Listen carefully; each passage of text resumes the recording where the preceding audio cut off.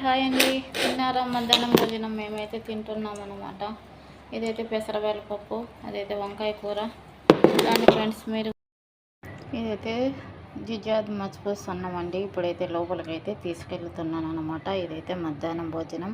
మరి ఎలా ఉందో కామెంట్ చేయండి. నచ్చితే ఒక లైక్ చేసి సపోర్ట్ చేయండి ఫ్రెండ్స్. మధ్యాహ్నం భోజనానికి అయితే ఇలా అయితే అన్నీ పెట్టాలండి. ఇదైతే మేడంకు, పిల్లలకి, ఇదైతే సారుకు అనమాట.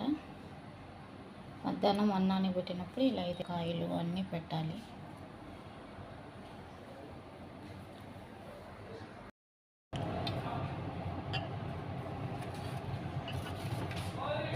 మల్కోయ డోకోస్ చూడండి, మా ఇంటికి గెస్ట్ వచ్చిందనమాట. ఈవిడ మాకు అట్లా దాచుకుంటుంది. ఇప్పుడైతే అందరం తింటాం అన్నం. చూడండి,